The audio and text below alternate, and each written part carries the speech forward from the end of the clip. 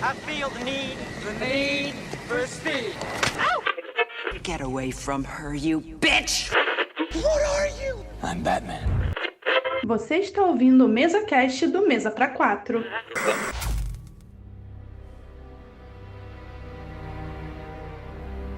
Senhoras e senhores, meninos e meninas, estamos começando mais um MesaCast para falar de um novo filme que chegou pro streaming na nossa querida HBO Max, Premonição 6, e vamos tentar falar também sobre essa franquia como um todo. Eu sou Efraim Fernandes e a morte maneira é a morte de Sandman. Fala pessoal, beleza? Boa noite todo mundo. Bom, eu sou o Melk Rodrigues, estamos aqui para falar de Premonição 6, esse filmaço, né? Estávamos esperando há 14 anos por um novo filme e, claro, né, revisitando essa franquia maravilhosa que eu sou muito fã. Vai ser um papo muito da hora e tamo junto, é isso. Olá, aqui quem fala é o Arthur, voltando aqui para falar mais uma vez de uma enorme franquia dos filmes de terror. Valeu! Fala rapaziada, tudo certo? Aqui é o Marcos Gomes e As Visões da Raven é uma versão light de Premonição. Caralho!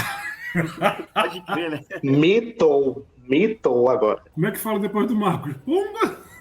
Bom dia, boa tarde, boa noite, senhores. Aqui é Rafael Ramos e vamos lá. Se você acompanha essa franquia como eu, com certeza você é aquela pessoa traumatizada que nunca na vida vai dirigir atrás de um caminhão com tora. E vamos agora para a leitura de e-mails sobre a série Sandman com o nosso amigo Marcos Moviola. Se você não quiser ouvir essa leitura de e-mails, pule para 12 minutos e 50 premonições.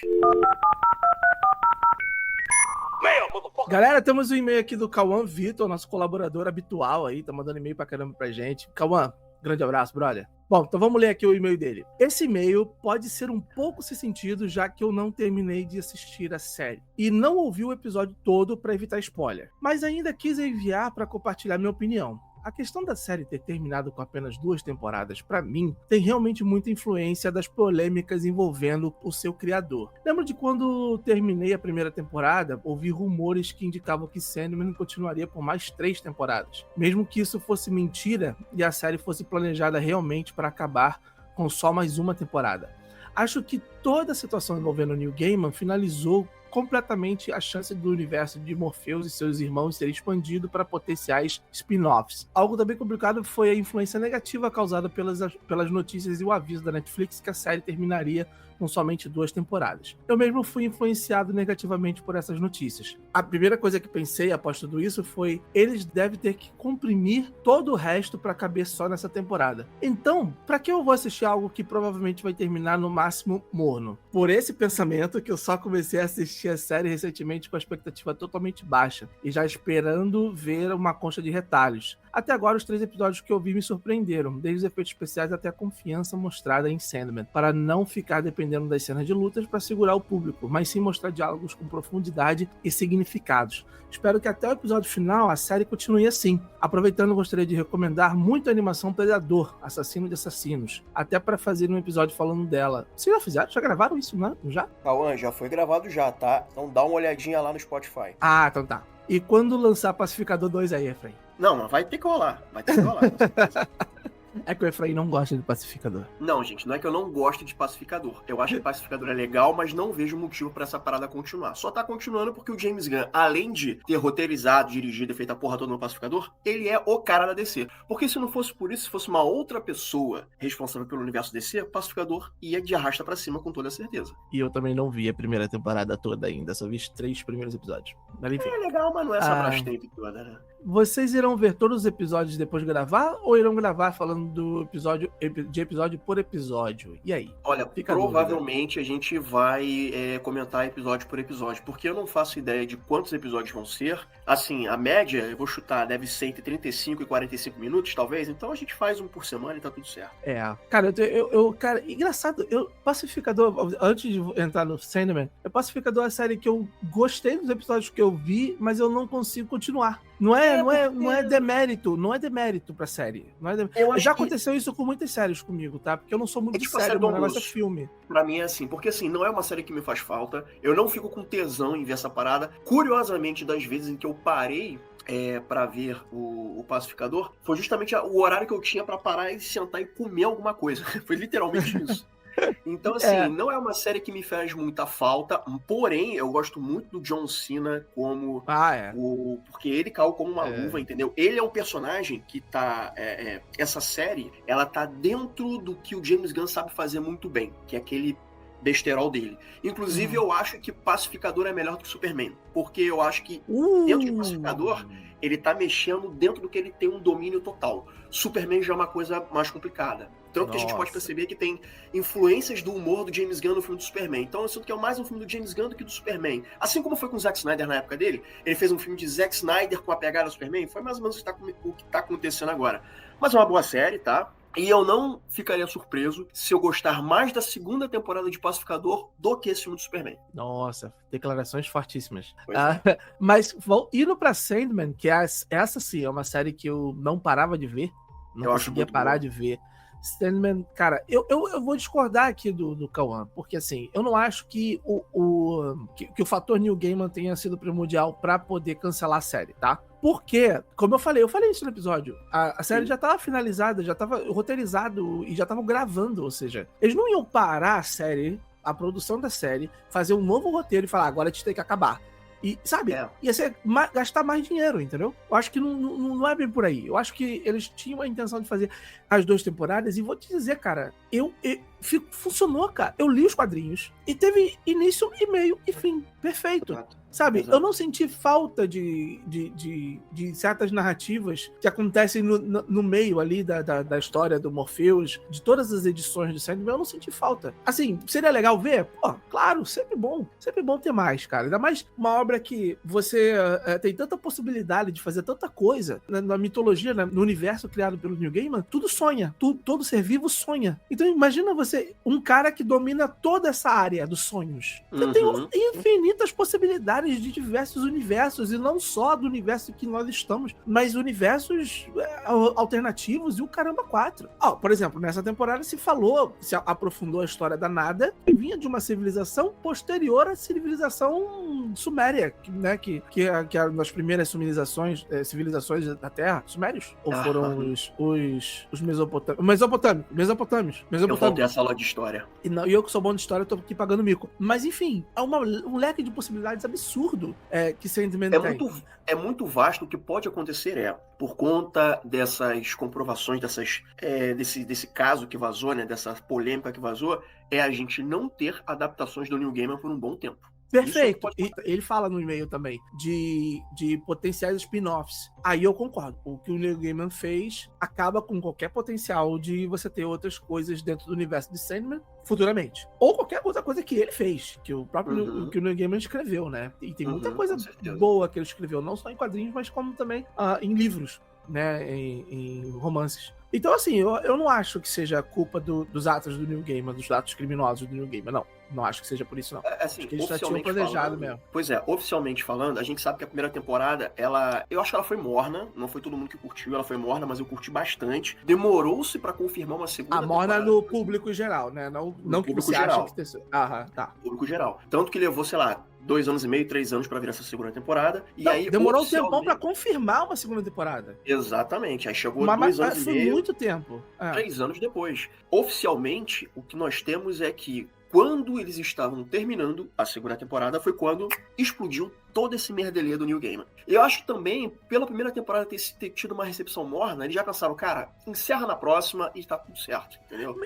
Funcionou muito bem. Porque porque ficou... É como se você estivesse assistindo... Se fosse um filme do Sandman, uma trilogia do Sandman, de filmes, porque eu acho que num filme não caberia. Inclusive o Joseph Gordon-Levitt queria fazer um Sandman. Tô ligado, é verdade. Num filme não caberia, deveria ser pelo menos 3. Eu acho que a ordem seria basicamente essa mesmo, esses arcos que foram selecionados, porque eu tive a sensação de que nada foi colocado lá à toa, nada, sinceramente. Acho que foi tudo bem aproveitado, tudo. Cara, o que eu acho impressionante em Sandman são os diálogos, né? O Cauã, ele tava com medo de... Ele escreveu aqui, né? Falta de... Até a confiança mostrada em Sandman para não ficar dependendo de cenas de luta. Cara, não tem cena de luta em Sandman. Pelo menos eu não me recordo de ter cena de luta. O máximo que aconteceu foi a Hippolyta Hall, quando ela entra no sonhar e ela só, no máximo, ela dá uma estocada em 2 caras ali que morrem, só. Mas fica despreocupado porque Sandman não é Matrix. Exato, não é. E é aquela coisa mais filosófica e é isso aí. E eu amo demais, assim, é uma pena. Dificilmente teremos Sandman novamente no audiovisual, mas ainda assim a gente tem os quadrinhos e eu acho que a obra não tem absolutamente nada com os atos hediondos e nojentos do seu autor. Vide aí J.K. Rowling, né? Que, enfim, uma transfóbica escrota, né? E entre outros autores, o Lovecraft, caraca. Racista escroto. Baita do racista escroto, mas, as obras dele são boas. O Lewis Carroll, pedófilo. Pois entendeu? Talvez não ter cometido o ato, mas, caraca, Alice no País das Maravilhas é Jesus Cristo, né, cara? É porque é curioso, né? Porque, assim, como o livro dessa galera, né? Eu não vou dizer todos, porque eu não li todos, né? Mas, por exemplo, a J.K. Rowling, né? Ela passa valores legais ali em Harry Potter, né? Sim, então, você sim. pensa, poxa, essa autora deve ter esse mesmo pensamento, ela deve conviver com pessoas assim, ela deve praticar isso. E não, né? Isso é muito curioso, né? Porque a pessoa acaba numa obra maravilhosa, de acordo com os fãs, porque eu não li Harry Potter, né? E se você quer saber sobre Harry Potter, a gente já falou sobre Harry Potter aqui, ó, aproveitando o gancho. Programa muito legal, inclusive. Bem legal esse programa. E aí, assim, ela escreve uma obra que é riquíssima, uma obra que, deixou literalmente o mundo inteiro de jovens, principalmente, apaixonados por essa obra, por manter valores, pregar valores bacanas, e a pessoa não traz isso para a vida dela, o que torna ela até uma hipócrita, pra falar a verdade. Mas é uma hipócrita bastante talentosa, né? Então é uma pena, né, que muitas vezes o que o autor escreve, faz, bola, desenvolve, não condiz com as atitudes desse mesmo autor, né? É uma pena. É fogo, né, cara? Mas, enfim, a obra, de novo, não tem culpa nenhuma disso. Eu vou continuar gostando da obra e negando... Exato. E negando os seus autores. No final, numa partezinha do e-mail, o Cauã até fala, né? Mas sim mostrar diálogos com profundidade e significados. Espero que até o episódio final a série continue assim. Pra mim, continua. Pra mim, realmente continua assim. São diálogos muito bons, são coisas que você para pra ficar pensando. Eu gostaria de ver mais séries com uma pegada que te deixa pensando, sabe? Eu terminei a série de Sandman pensando, sabe? Eu fiquei pensando sobre imortalidade, eu fiquei pensando sobre imortalidade, fiquei pensando sobre amizade, família, amores. Eu fiquei refletindo sobre a minha vida, sobre o destino, sobre se tudo é acaso, se tudo já tá pré-programado. Eu fiquei pensando um monte de coisa, né? Eu acho que a série terminou muito bem, né? É uma pena que a gente não vai ver mais de Sandman, né? Porque poderia se contar histórias lá no meio. Como é Star Wars, né? Que é um universo vasto, né? Você pode contar histórias de diferentes pontos ali, né? Sandman poderia ser a mesma coisa em teoria, né? Você poderia também fazer isso, mas sim, com esse merdelê aí, não vai rolar.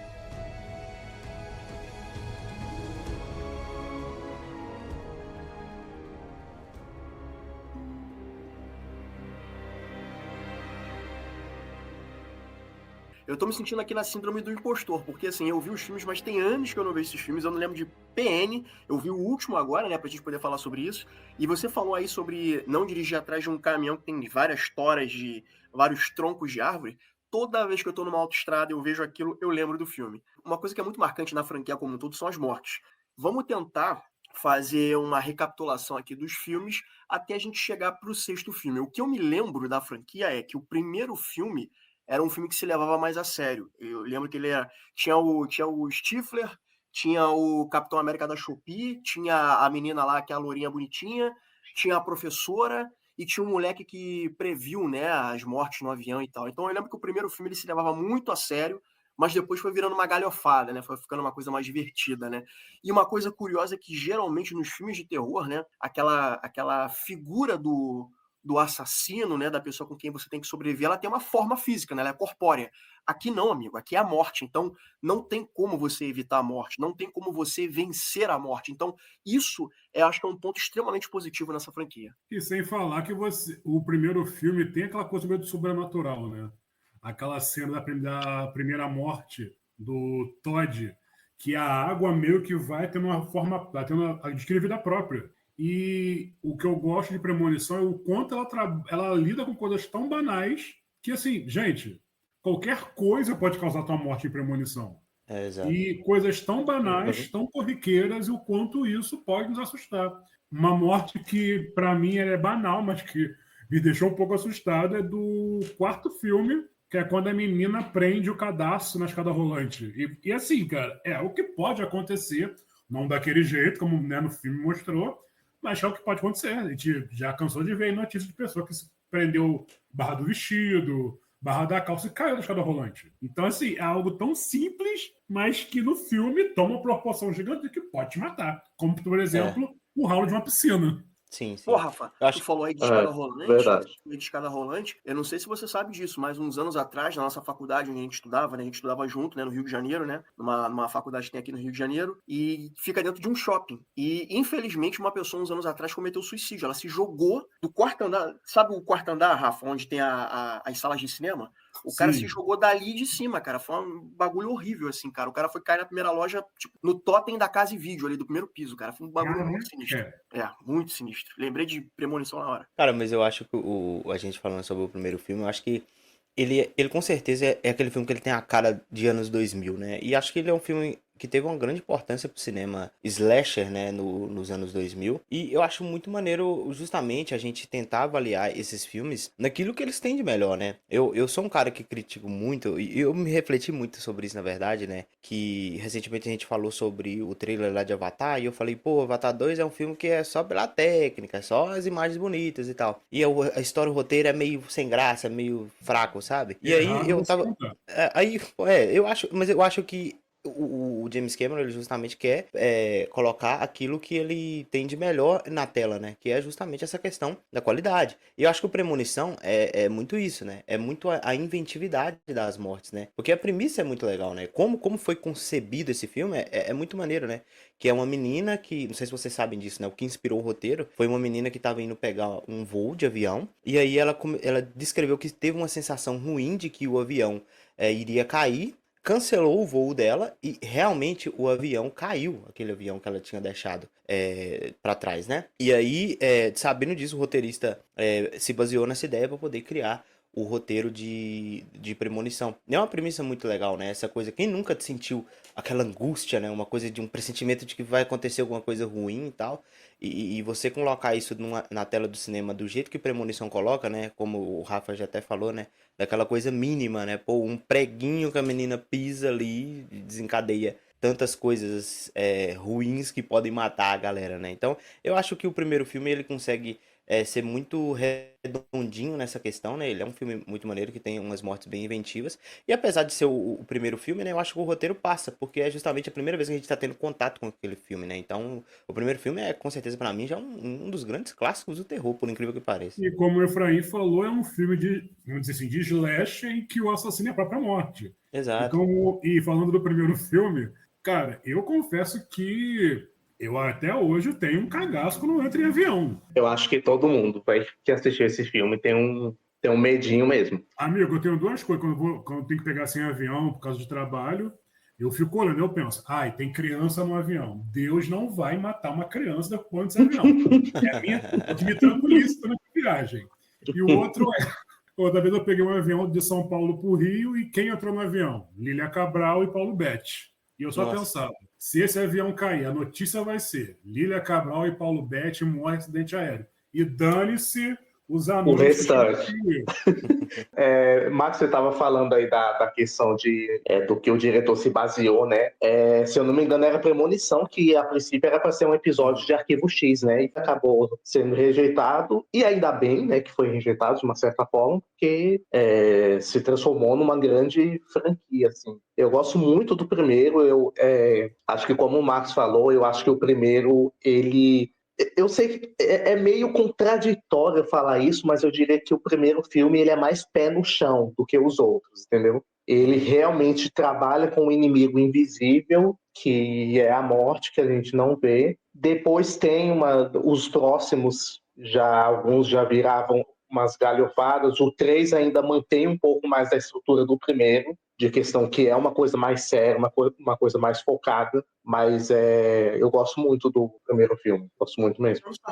Puxando sardinha aqui pro sexto filme, eu acho que o início do sexto filme é muito bem feito, né? Porque tá todo mundo naquela torre, né? E é muito bom. brilhante como uma coisa leva a outra, como tá tudo intercalado, tudo interligado para acontecer o que acontece. Então, assim, o que eu bato mais palma na franquia como um todo, né, do que eu lembro, não é exatamente a trama, porque a trama é essa, você tentar fugir da morte, mas é como as mortes acontecem. E essa morte do início, né, as mortes que ocorrem, né, no início, né, que na verdade a galera tem visão e tudo mais, eu acho que é provavelmente a cena mais impactante para abrir um filme. E antes de passar a palavra, eu acho muito interessante nesse sexto filme justamente esse início, porque ele funciona muito bem justamente porque você tem um material muito longo de filmes anteriores, né?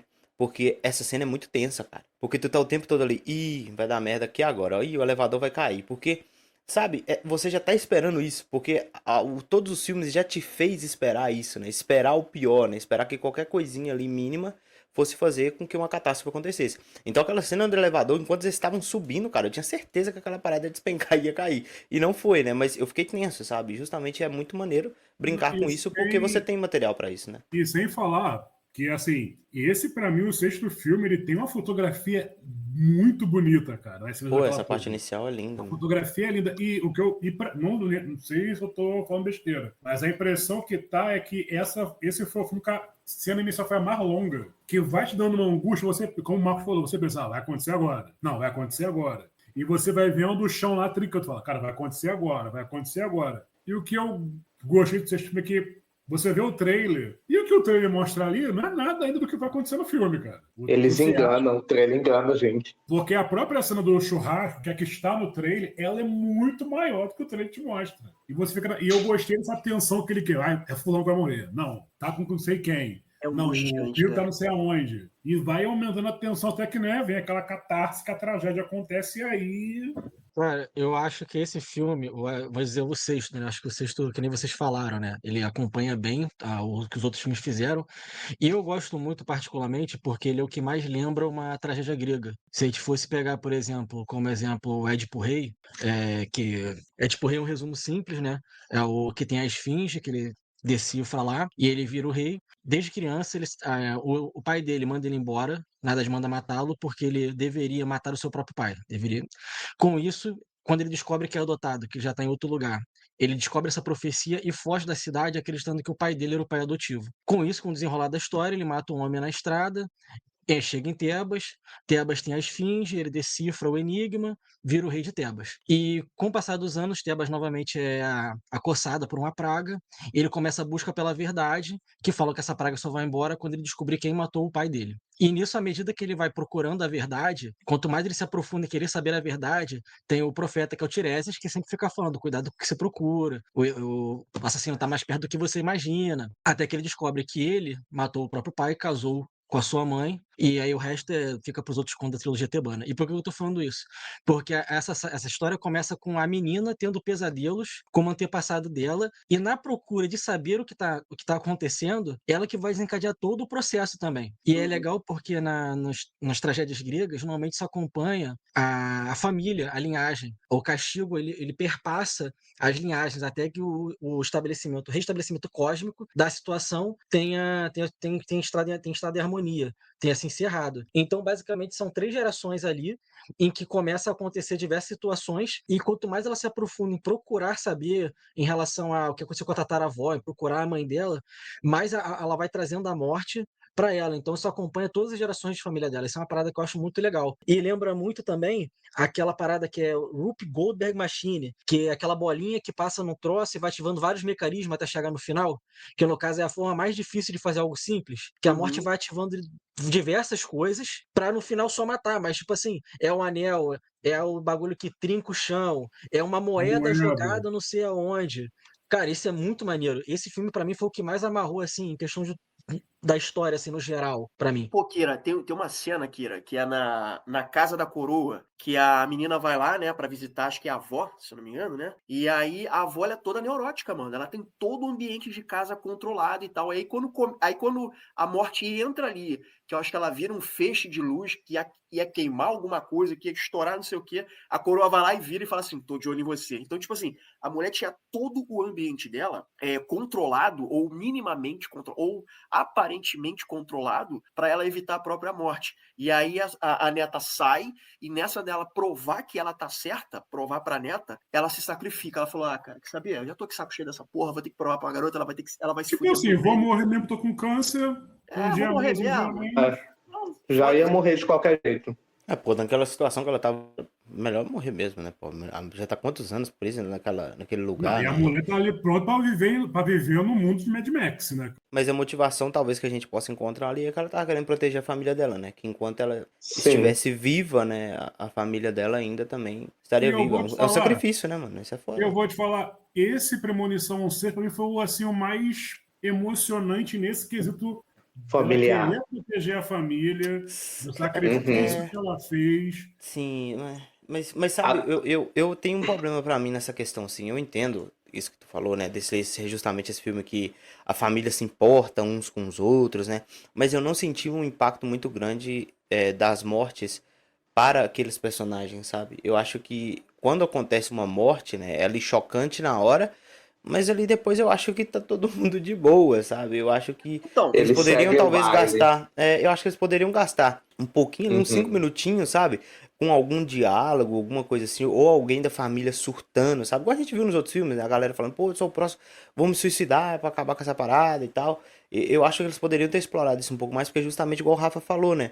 É um filme mais sentimental nessa questão. Então eu fiquei sentindo um pouco de falta disso, sabe? Desse um Cara, pouco pra mais de mim, o sentimento pior na parada. nesse quesito aí, o pior pra mim é o pai da protagonista, que tá todo mundo morrendo e ele tá muito em negação. Não, É. gente, Tá cagando, que isso? cara. Ele tá nem aí. O velho tá todo emaconhado, tranquilão e tal. Não, gente, calma. Eu não tô nessa mesmo, eu não faço parte da família, então. Não tô na lista, então foda-se todo mundo. Dane-se vocês aí. Vocês falaram de questão emocional aí, cara. Uma coisa que eu acho interessante nessa cena, que aí sim que eu acho que pega no aspecto emocional, é trazerem o Tony Todd de volta pra esse filme e costurarem sim. ele com a cena lá do início e depois ele agora mais velho. Eu vou te falar que na cena que ele faz aquele monólogo Pô, sobre melhor cena aproveitar a vida. Nossa. Deu uma. O olho aqui deu uma tremida. Sim. A gente não sabe quando é a Realmente nossa hora, né? descobre que o ator morreu antes do filme estrear, né? E dá aquele. Caraca, velho. E, pô, mano, esse cara tem E a uma música voz intensifica, né? A música intensifica bem na hora que ele tá falando fazendo esse monólogo. A Sim, música sim. intensifica e E a nossa. câmera tá bem nele. Tipo assim, é como se ele estivesse realmente despedindo da gente. Aí ele Sim, tá. E ele olha bem pra gente, ele olha bem pra câmera. Ele tava Boa na sorte. junta, ele sabia. E com certeza ele fez isso já pensando nesse momento, para a gente ter justamente esse momento aqui agora. Debater sobre isso. Verdade. Porque ficou muito emocionante a cena mesmo, cara. Ficou muito bonito. Até porque eu acho que os dois primeiros filmes funcionam muito na base do mistério com a persona dele. Com ele ali aparecendo, explicando umas coisas, desaparecendo. Ele que meio que funcionava ali como pra explicar o universo. Ele aparecendo nesse último filme, se despedindo, olhando pra gente, pô, foi maravilhoso. Ainda mais porque já faz muitos anos que acompanhamos essa saga. E achei, assim, né? E de uma certa forma também, a aparição dele, a última aparição, quebra aquela teoria que eu achava muito maneira, de que ele era a morte, né? Exato, eu achava.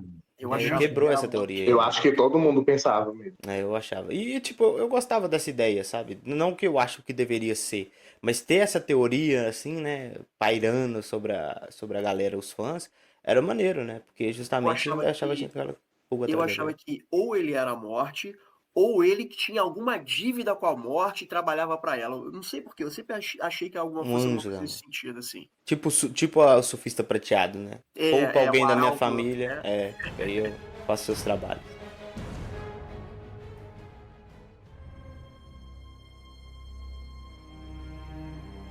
Gente, a cena do churrasco. Eu acho que a cena do churrasco é uma das mais agoniantes, porque assim, eu sinto que quem escreveu essa história estica o máximo possível aquela tensão do tipo, como a gente falou antes, né? É agora, é agora. Aí não é, aí tu fala, putz, é agora. Porque, por exemplo, tem aquele pula-pula, né? A molecada, ela pulando, eu falei, caralho, tem um espeto ali, tem um vidro que caiu no copo, não sei o quê. Quando acontece, tu não tá prevendo que ia ser daquela forma. Pô, o copo é a parada que deixa todo mundo mais louco, né? O caco de vidro no copo, né? E eles brincam com isso, né? Primeiro a menina se engasga e você fala, pô, é a menina. E depois acho que alguém também finge que tá passando mal ali bebendo. Não sei se é o próprio cara que morre depois. Mas é uma cena bem, bem tensa, realmente, né? É uma cena, assim, que... E era após um... Cara, eu achei um pouco absurdo a galera fazer um churrasco pós um velório. Por mais que, É assim, que americano tem obviamente... esse negócio, né? Que depois a pessoa morre, gente, não entra na minha cabeça. Tu tá lá de luto, na pior, porque tu perdeu um parente e tem que fazer comida pros outros. Tá bom que eles não tinham uma conexão tão grande com a personagem que morreu. Na verdade, eles tinham até certos problemas com ele, com ela, né, no caso. E aí, ok, mas, pô, até ir fazer um churrasco eu acho um pouco Não, e sem falar pesado. outra Com coisa. pula-pula, né, Sem falar outra cara? coisa. No mundo real, a neta seria investigada, porque do jeito que a mulher morreu, Sim, nos outros filmes tem isso também, né, cara? Porque até lá no primeiro filme, quando o avião cai, o e Alex depois vira o grande suspeito. ele vai ser investigado, porque, pô, o cara falou, pô, o avião vai cair, e aí, pô, né? Então, realmente nessa parte aí falta um pouquinho disso, né? Então, assim, Sim. essa questão que vocês falaram, eu entendo. Eu gostei do filme pra caramba. Como o Arthur falou, 14 anos esperando, né, pra Premonição 6 acontecer, mas faltou essas coisas que você via, essa meio verossimilhança. Como você falou, pô, a menina lá, a mulher perdeu o marido e depois perdeu a filha. E, gente, que morte cartunesca do caminhão de lixo. E eu não sei Lembrando se que o você... primeiro filme de queda de avião, eu acho que se passa antes do atentado terrorista de 2001, 2001, né? Que é das Isso. duas torres, né? Você imagina que nunca esse filme, se ele fosse refeito pouco tempo depois, cara, aquele moleque tava preso de cara, não ia ter nem desenrolo. Uhum. Ali ele no avião falando, vai cair, vai cair. Cara, depois das duas torres, acabou. Você não consegue mais ter filme em avião, porque, tipo assim, você, salvo engano, você não vai nem preso com seus direitos. Você vai preso e a CIA vai te levar para algum canto, porque eu acho que faz parte do Patriotic Act, que é suspensão por causa de terrorismo, sabe? É inviável fazer um filme que o cara vai falar que o avião vai explodir depois disso. Não, mas vou te falar, Arthur. Mas eu achei interessante pelo seguinte: de fato, rola uma investigação, porque assim, além de você se preocupar com a morte, você tem que se preocupar com uma dupla de agentes do FBI, o Mulder e Scully lá, né? Investigando a parada toda. E, tipo assim, acontece de uma forma verossímil, porque eles veem que o cara, de fato, não tem nada que seja uma prova cabal dizendo que ele arquitetou ou executou o plano. Então, o FBI meio que libera o garoto, mas ao mesmo tempo fica de olho nele, né? Porque pode ter alguma relação. Então, eu gosto dessa parte investigativa, que apesar de ser breve, eu achei bem verossímil. Só que o que acontece? É um filme que se leva a sério. E aí, a partir do tempo que foi se passando os anos com a franquia, a parada ficou um pouco mais cartunesca, como o Rafael falou, ficou um pouco mais caricata e tal. Então, não é para se levar tão a sério, é para curtir as mortes. Isso que eu acho legal. Até porque, né, gente, o cara morrendo pela bunda na zona da piscina, se bem que eu já ouvi falar que aquilo ali pode acontecer no mundo real. Eu acho um pouco difícil. Não, algumas coisas são um pouco exageradas, realmente, né? Em alguns momentos o corpo humano parece uma moeba, né? Que ele se desfaz Tipo com uma aquele do facilidade cara muito que grande. ele teve um que ele morreu, que ele foi imprensado numa grade. Aí vai os pedacinhos que caem igual uns cubinhos. Fiquei, não, isso aí é mundo real. Eu acho que não é bem Não, assim que o corpo humano funciona. não, é bem diferente, com certeza, né? Eu gosto muito também de como, nesse filme aqui, a música conversa muito com as cenas também, né? No início lá Sim. tá... Eu não lembro que Sim. música é agora. Mas em um momento é uma música falando, pô, sua hora tá chegando, você vai morrer, né? A música que os caras estão cantando lá no... Tá tocando no carro, na verdade, antes do casal ir pra aquele prédiozão lá, né? E Mas aí tem ainda... Premonição tem muito disso. Se não me engano, no primeiro, a música tema do primeiro filme, o cantor morreu em um acidente aéreo. Ela tem muito de Caraca. conectar a história com Caraca. a trilha sonora. Não, e toca a música daquele do Homem-Aranha 2, cara. Agora eu esqueci qual que é a música. Mas que ela fala sobre está chovendo, alguma coisa de chuva, né? E aí os corpos começam a cair, né? Como se fosse chuva realmente, né? Aí, Não, e tem aí a trilha sonora desse. Os caras simplesmente foram lá e trilha sonora dos filmes da Marvel Ctrl-C, Ctrl-V, né? Pina Colada, do Guardiões da Galáxia, toca aqui também, sabe? Tem umas duas músicas do Guardiões da Galáxia que tocam nesse filme aqui. Mas é uma pegada que funciona, né? Uma pegada mais teen, assim, né? só faltou tocar Bye Bye Bye do MC, entendeu? Só faltou tocar esse daí. Só que eu não sei se vocês viram, eu tava vendo isso nos bastidores, né? Eles usaram muitos efeitos, entre aspas, né? Práticos, pra fazer algumas Meu mortes, Deus. né? Essa morte aí, justamente do caminhão de lixo, ela foi feita ali meio que de uma forma prática com um pouquinho de CGI, sabe? A da cadeira também foi. A da cadeira na máquina de ressonância magnética, que essa cena. Pô, eu achei essa cena muito boa, muito boa. Essa cena é boa. Mas As vamos combinar. referências boa. que tem ali né? Vamos Muito combinar. foda também. E a gente tomou aquele. Como eu falei, né? Como premonição, ele vai trabalhando com coisas do cotidiano. Uhum. É o segundo filme, não, o terceiro filme. Aquela morte no bronzeamento artificial foi assim. Essa também é boa. Nossa, isso é muito maneira, cara. Essa é memorável. Ainda mais o corte que o diretor faz das 2 câmeras de bronzeamento com os cachos dos meninos. Os cachos. Perfeito, cara, gente. Ali eu falei, aqui o editor brilhou, gente. A transição foi inventada nesse ano aí, né? Muito perfeito, cara. E aí você pensa, cara, o que eles podem fazer que supere aquilo ali? Aí quando eu li as notícias antes do filme estrear, que teríamos uma cena de ressonância magnética, eu falei, mano, porque no ciclo tem lá menino fazendo cirurgia laser. Pô, mas, mano, essa cena... O Nilton me traumatizou essa cena. Cara, essa cena é muito boa, porque ela começa meio que com... Ela é um gore muito pesadão, assim, né? Porque, eu não sei se vocês viram, ela faz até referência ao pôster do 5º filme, né? Porque tem um frame, o cara tem uma tatuagem da caveira e o jeito que as ferragens da cadeira passa pela barriga dele forma o pôster do 2º filme. Eu achei isso muito maneiro. Mas eu achei legal as piadas, tipo, de primeiro e os piercings. E o cara tem um piercing no pau, mano. Eu achei isso muito engraçado, cara. Tipo, só dá aquela puxada assim, pá, daqui a pouco vem a cadeira puxando tudo, sabe? Isso eu achei uma piada bem engraçada. Na verdade, eles usam muito o piercing dele pra dar essa agonia na gente, né? Pô, a cena que o piercing tá preso fica preso no ventilador lá, pô, de teto.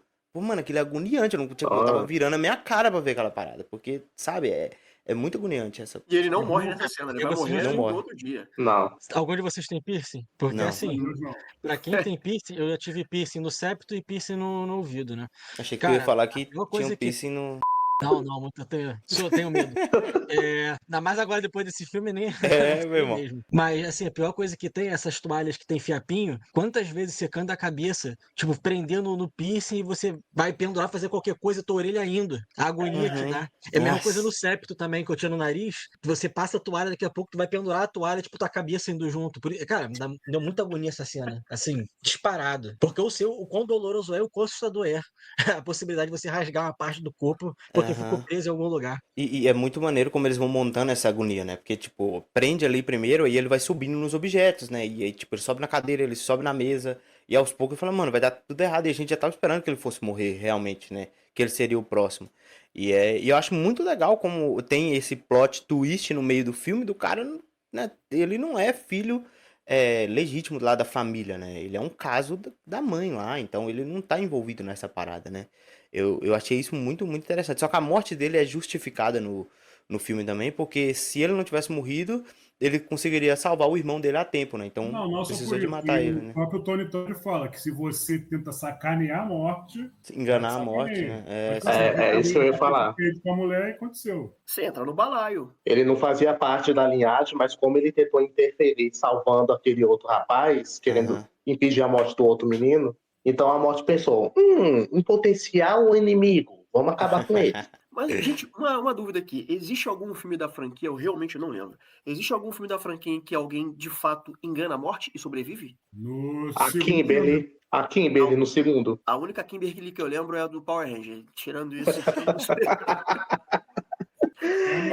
Mas ela foi a única. Mas quem que é que no... É porque agora eu assisti os filmes recentemente, mas eu vi todos de uma vez, né? Então minha memória a principal do segundo filme, a visionária do segundo filme. Sim, mas aqui nesse filme é dito... O vai falar que ela foi que sobreviveu. Então aqui no filme, quando eles falam que o Johnny Todd encontrou alguém que enganou a morte, tá falando dela, né? Isso. Sim, entendi. E aí, ele até fala o nome, é Kimberly, esqueci o sobrenome, Kimberly alguma coisa. E aí, essa fala dele deixa meio que assim uma aresta, porque assim, já estão falando que vai ter o 7º filme. Aí a Kimberly, então, assumiu o manto do Tony Todd. O mais provável é... Ela vai ser tipo uma... Eu queria ver essa atriz de volta à franquia, cara. Eu acho que ela vai ser tipo como se fosse uma Iris da vida. O pessoal vai recorrer a ela, tipo, você já enganou a morte, ajuda a gente, não sei o quê. Ela vai ser como se fosse a Iris e o próprio Tony Todd. Meu irmão, se eu sou ela, mando todo mundo pra puta que pariu, não vem bater na minha porta, não. Vamos pra casa do cara. Pra mim, um plot twist seria a protagonista do 3º tá viva, cara. Ela tem sobrevivido. Prometa. Pô, eu ia gostar muito. Imagina. Prometa, velho. A Wendy é a melhor, gente. Não tem como. A Wendy é a melhor visionária de todos. Melhor que o Alex, melhor que todos os outros. É a Wendy. E a Iris também. A namorada do Alex também poderia ter sobrevivido se não tivesse ido procurar a mulher, né? Porque ela tava Sim. lá no manicômio, na dela, quieta, não enchendo o saco de ninguém. Foram lá pegar a mulher no segundo filme, a mulher morreu. Precisava. Não, e a morte dela foi tão besta, assim, não teve um desenvolvimento, nada. Foi muito. Nossa, não gostei da morte dela, como é que é o nome? Clear. A Clear. É muito personagem pra lembrar o nome, eu mesmo tenho uma dificuldade monstra de lembrar. Eu não, igual, tem mais uma coisa que é muito memorável, justamente são as mortes, e a gente falando sobre como esses filmes deixam a gente com medo, né? Cara, eu tô prestes a fazer, né, uma cirurgia na visão, né, que eu tenho miopia e eu vou fazer a cirurgia. E aí, cara, eu só consigo lembrar da mina com um laser no olho, depois que eu... Cara, maldita hora que eu fui ver esse filme, porque agora eu tô num medo danado de fazer essa cirurgia, cara. Porque essa cena é muito bem feita também, pra mim, uma das mais memoráveis, assim, de morte, sabe? Eu acho que o filme tem várias cenas memoráveis, né? Pô, a cena do segundo filme, a cena lá a primeira, na rodovia, eu acho muito boa, muito foda. A cena, a própria cena... na vida real, não é possível. Isso já deve ter acontecido na vida real. Não, mas já certeza, fala, né? se você pegar os bastidores, fala que na vida real, toras de madeira não quicam.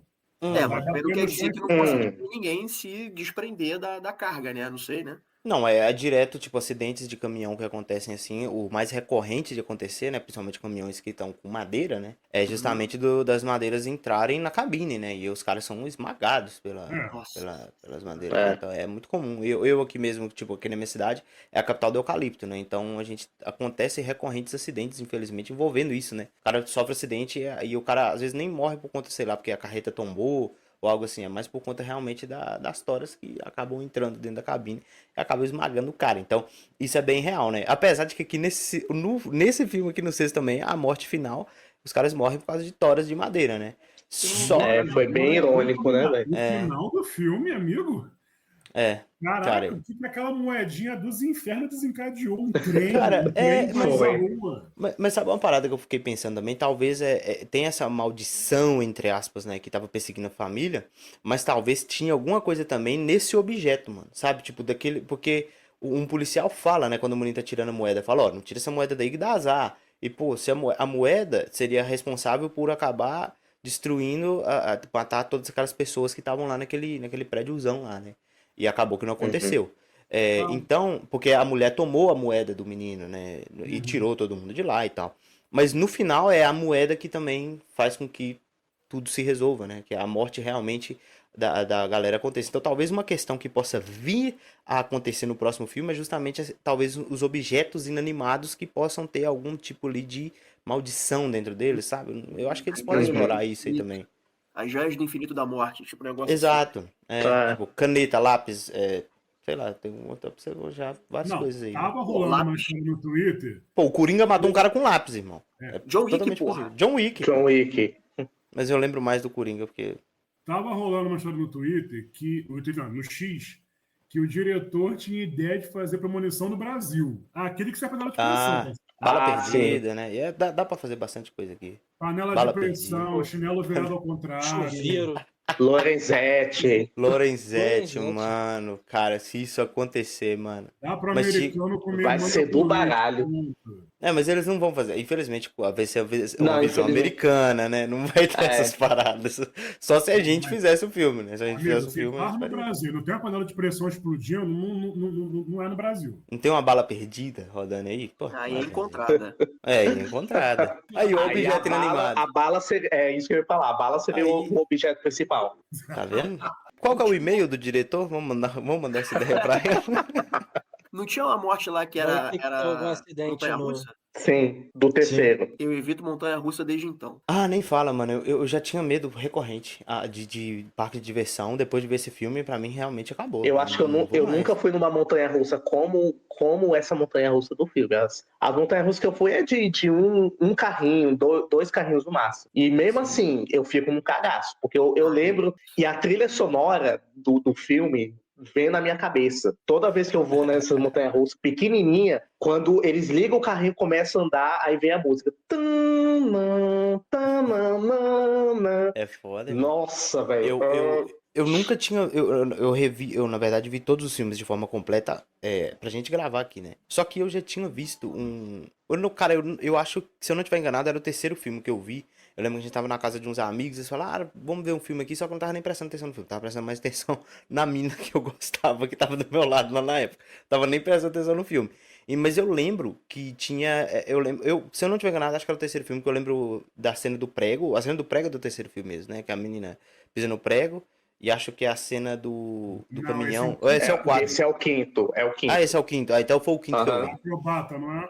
Isso. Cara, e aí. Que morte horrorosa, meu irmão. Mano, Nervoso aquela morte. É porque, tipo assim, ele brinca muito com essa questão da mina tá lá quase pisando na parada, sabe? Tu vai ficando naquela agonia, irmão. Porque é justamente igual a parada do. Que a gente tava falando do piercing, né? Porque é uma coisa muito pequenininha, né? Uma coisa. Mas, cara, que causa na gente uma dor inacreditável, né? Pô, pisar Parece no prego, tão pisar no insignificante, né? Quando você vai ver. Eu acho essa cena a melhor cena do Premonição 5, essa do prego. É a mais bem construída.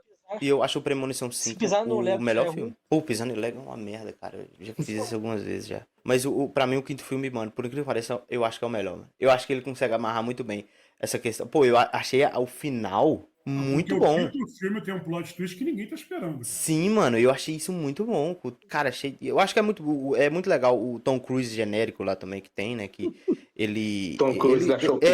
Ele se torna um vilão dentro daquela história, né? Porque eu acho isso muito maneiro, né? De como eles falam, pô, se você matar uma pessoa, você toma o tempo de vida dela. Então o cara fica obcecado naquela parada, do né? Eric com o irmão olhando pro bebê e pensando. Putz, Assim, esses caras são Isso meio é loucos. legal. E uma das vítimas, né, uma dos alvos da morte, fosse, naquele grupo de pessoas tentando sobreviver, fosse um serial killer. Olha só como é que isso poderia trazer situações bacanas, hein? Sim, cara, tem muita coisa maneira pra trazer dentro do Premonição, assim, que é crível, sabe? Dá pra você, tipo, aceitar. A gente aceita tanta coisa, né, dentro desses filmes, assim.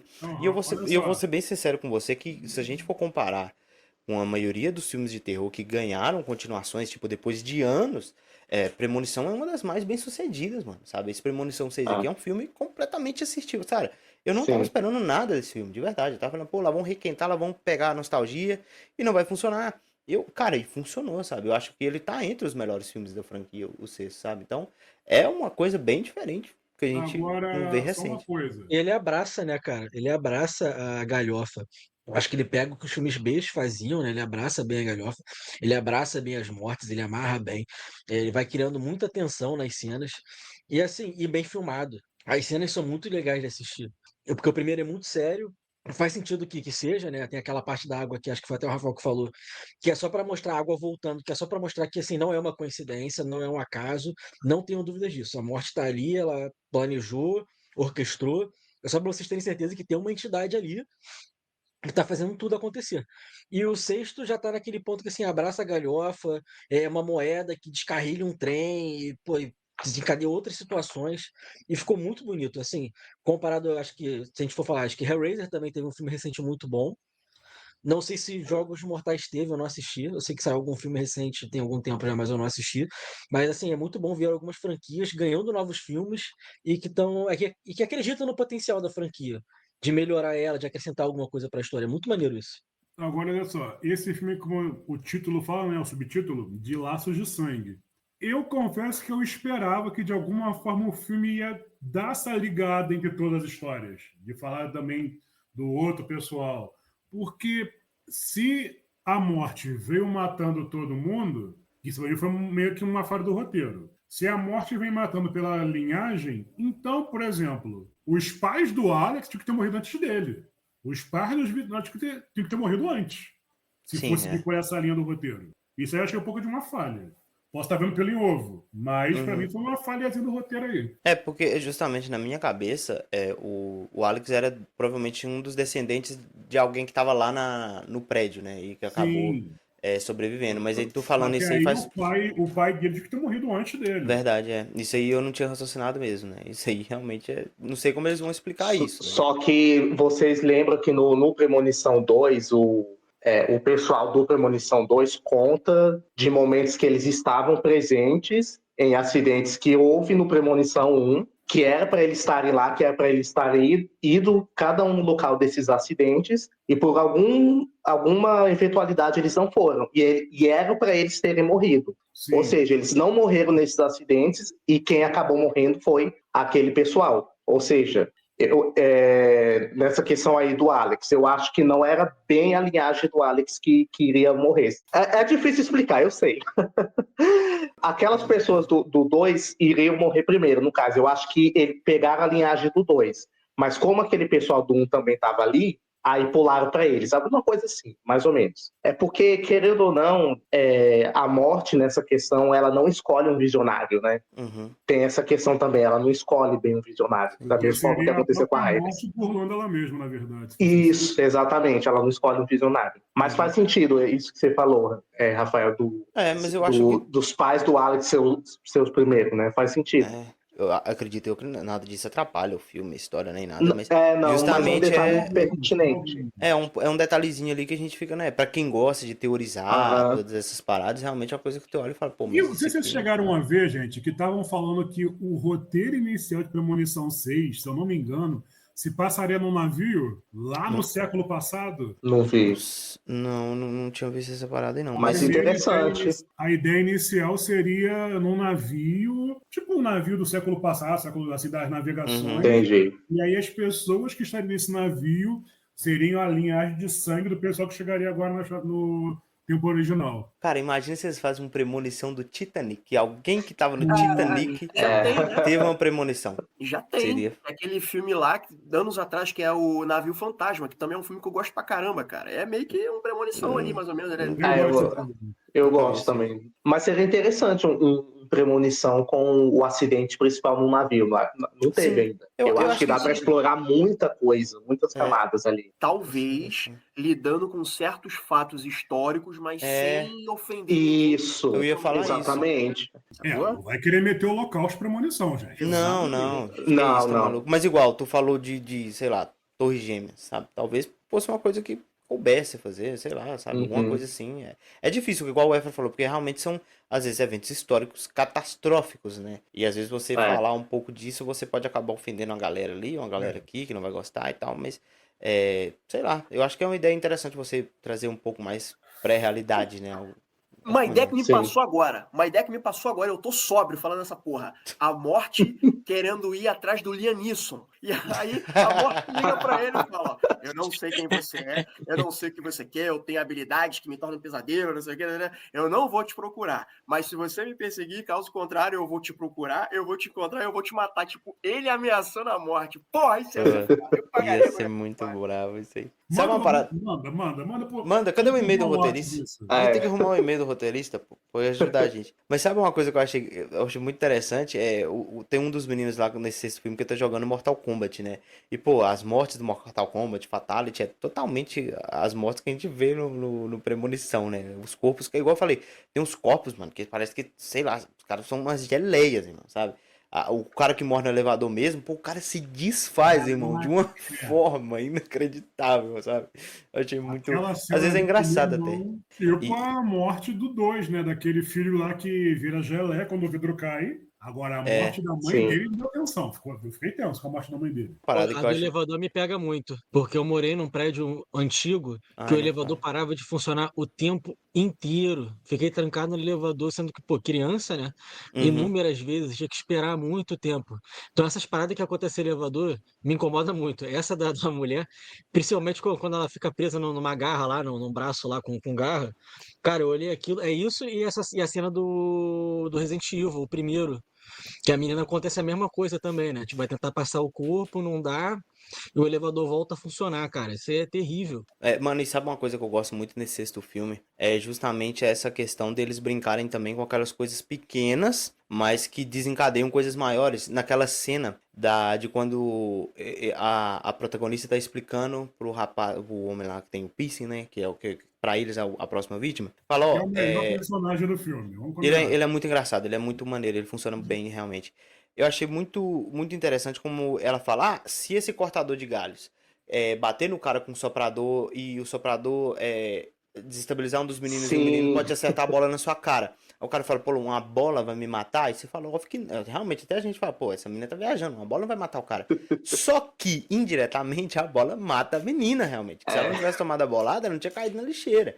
Então, é muito legal como eles brincam até com essa metalinguagem dentro desse filme aqui, porque justamente a gente vê muito isso ao longo de toda a saga, mas em nenhum momento é discutido, né? E aqui no filme eles têm essa breve discussão, assim.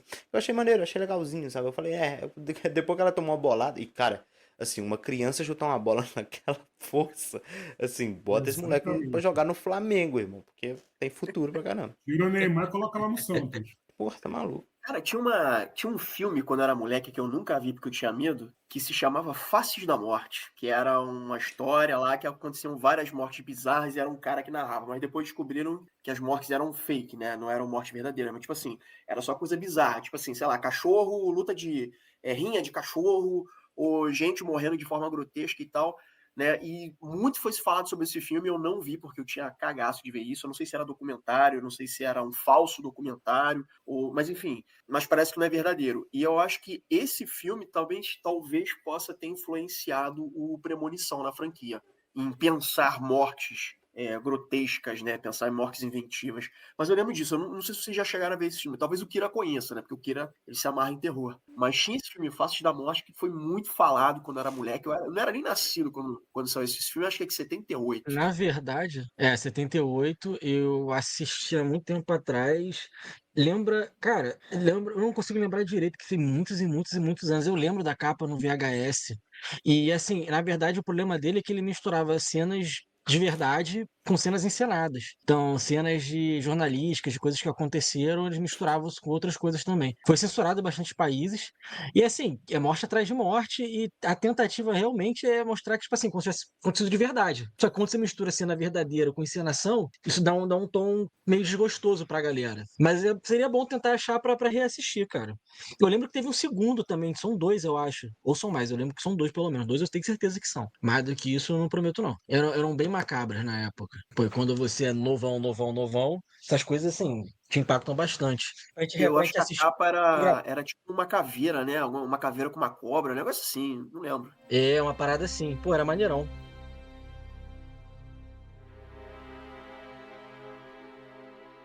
Agora, gente, vocês viram quem tá na produção desse filme? John Watts, nosso amigo do Homem-Aranha.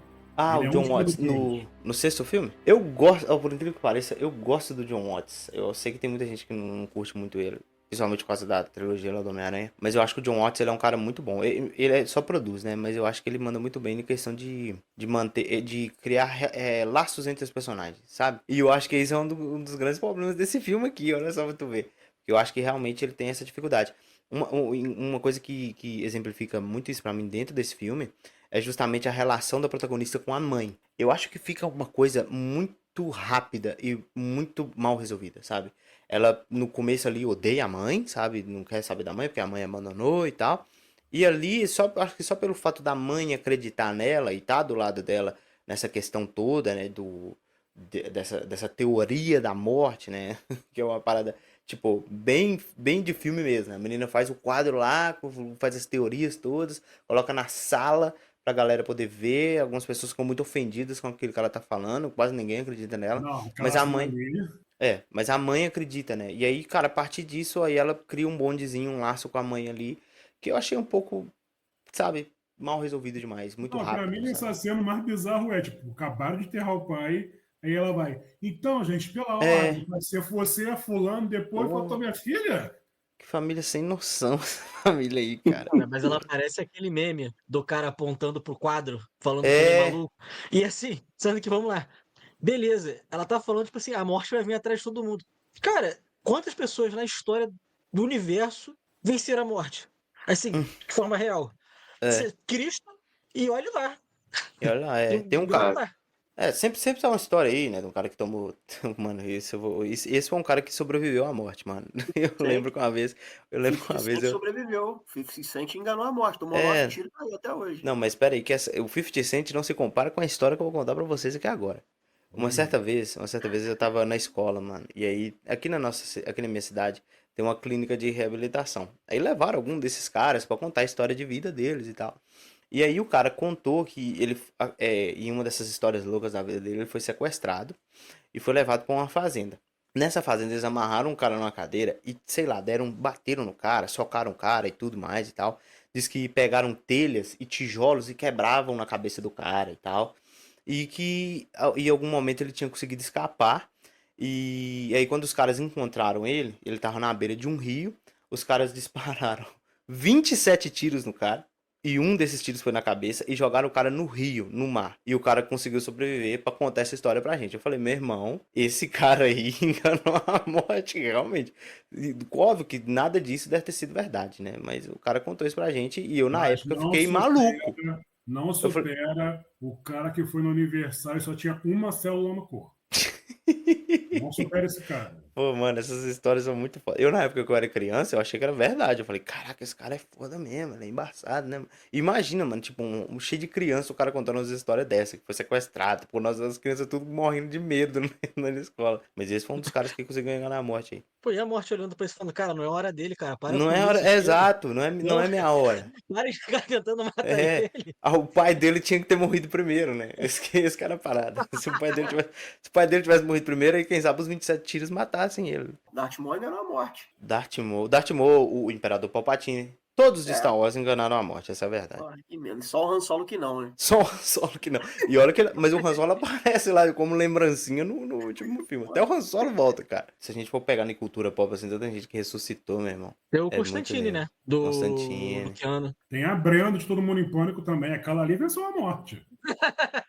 Nossa, não, a galera de Todo Mundo em Pânico, eu vou te falar, meu irmão. A galera é realmente E ela imortal. vai voltar no próximo filme. Tô louco pra ver Todo Mundo em Pânico novo. Putz, mano. Eu vou ver Eu só por gosto causa tanto de disso, cara. Pânico. Eu gosto tanto de Pânico, mas sei não, hein. Infelizmente, eu acho que a franquia tava indo pra um caminho até legal, mas depois que aquela atriz lá teve aqueles problemas, né, acabou que deu um probleminha aí, né, voltou a Sidney, como é que é o nome? A Sidney, da atriz que faz a Sidney? Mas Navy Capital. ela vai voltar, né, então... Cara, que loucura. Vocês estão falando de Pelo pânico, na amor minha de cabeça Deus. tá todo mundo em pânico. Eu também tô assim. Tô Que falando também, assim. mas Todo Mundo em Pânico também vai ter, não vai ter mais um filme, Todo Mundo em Pânico? Então, eu tô falando de Todo Mundo em Pânico. Ah, sim, eu achei que a gente tava falando do Pânico original. Não, tu falou, a atriz teve um problema, eu tô, gente, que a atriz teve também Todo Mundo em Não, Pânico. é do Pânico 6, né? A atriz lá que faz a protagonista no Pânico 6, ela teve uns probleminhas aí. Que Agora vai ser o 7. Ah, sim. Tá falando das novatas. Isso, dos novos, né? Os velhos E não aquele saem. Né? maluco lá tomou 300 facadas e ele não morreu também. Não, aqueles ali, pelo E amor de o Deus. Jamie com 2 facadas morreu. Mas cara, é foda. Eu gosto tanto de Pô, Pânico, mas às vezes é difícil defender, mano. Teve um maluco lá que tomou várias facadas de 2 Ghostface e o cara Então, saiu. É isso aí mesmo, o Shed. E ele vai voltar no 7º também. Ai, tomando. Pelo amor de Deus, vocês Agora foram ele muito morre, longe né, na gente? franquia. Que morra, que tem uma morte deliciosa, que eu não aguento mais esse cara. Nossa. Mas eu vi a contragosto. Eu vi porque eu tinha que fazer texto, sei lá o que era. Nesse ponto aí, que eu bato palma pro novo... gente, esqueci que é do Ash vs do Evil Dead. Que ele saiu praticamente na mesma época que o Pânico 6. Cara, no Evil Dead novo, mataram sem pena. E o Pânico tem pena de matar personagem.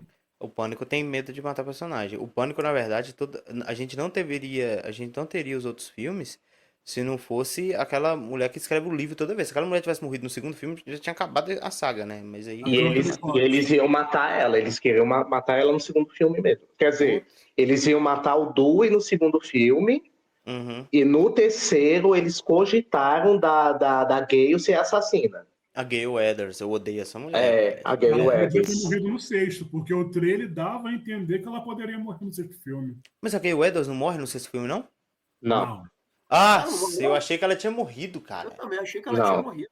Não morre, Ah, não. não, pelo amor de Deus, eu não aguento mais um filme com a Gale É ela Weathers. que vai ser a âncora com a Sidney nesse novo filme. Ai, puta merda, Meu cara. Deus do céu. Chega de Podiam Pânico, eu gosto trazer tanto o de marido Pânico, da mas chega de Sidney Pânico. agora, então. Hã? Podiam trazer o marido da Sidney e o... Não, mas o marido da Sidney vai aparecer. Putz, O marido cara. da Sidney, as filhas da Sidney, as 3 filhas da Sidney. Quem tinha que... Na verdade, o que todo mundo teoriza que voltaria e que eu acho que é o mais plausível de voltar seria o Stu Macher. Ele Não, voltar isso seria não o mais voltar. plausível. Todo mundo. Tem que matar essa franquia. A morte tem que matar essa Você franquia. falar. O Ghostface. A franquia Não, já eu vem sou do- suspeito. Eu sou suspeito de falar que eu gosto de todos. Só o último, Incrivelmente, eu não gosto do primeiro. É o único que eu não gosto, mas eu assisto, Caraca, mas eu sério? não Aí gosto. você foi criminoso. Você foi Não criminoso aí. gosto. Nossa, agora Não, eu acho é, que O primeiro eu acho- filme eu não esse é o gosto, não ponto. consigo gostar. Eu acho que esse é o ponto pra gente encerrar o episódio. Cara, eu não gosto do quarto. Cara, eu não gosto do primeiro filme. Pô, o quarto é De maravilhoso. jeito nenhum. O quarto Eu é só o não- melhor. Eu só não gosto do, acho que do último. O último realmente eu não consigo gostar. Agora de resto, eu acho a franquia boa. Eu acho Cara, que o eu quinto gostei ele do consegue quinto, evolucionar Eu bem. gostei do quinto porque ele meio que revitalizou o Pânico. Sim, eu também O achei. sexto, faltou a ousadia dos diretores. É, É, Eles matam faltou o ruim no coragem. quinto filme e poupam todo mundo no sexto. Tá vendo? Se colocasse a franquia Pânico e a franquia do Premonição na mão do Tarantino, meu irmão, não ia sobrar um. putz, meu irmão, isso. Meia morte Eu ia poderia sobrar. morrer depois de ver esse filme, mano.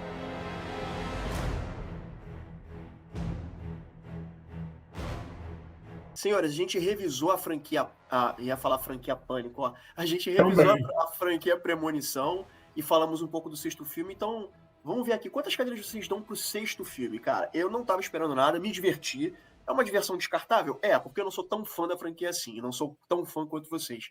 Mas eu acho que pela diversão e tudo mais, acho que eu dou 3 cadeiras. Então, pra mim, valeu. Pra mim, realmente valeu. Pô, mano, eu vou dar 2 cadeiras, assim. Eu acho que o filme é muito bom, mas eu acho que ele é um filme muito bom dentro dos níveis que a gente tem nos filmes de premonição, né? Eu acho que ele tá entre os melhores, né? Mas mesmo assim, eu acho que não são filmes que são, pra mim, tão marcantes assim. Eu falo pra mim, né? Mas aí, no contexto geral, eu entendo que ele tem lá sua importância e sua relevância. Eu diria que talvez o primeiro e o quinto, que são os melhores pra mim, seriam filmes 3 cadeiras, e esse aqui estaria um pouco atrás dele com 2 cadeiras.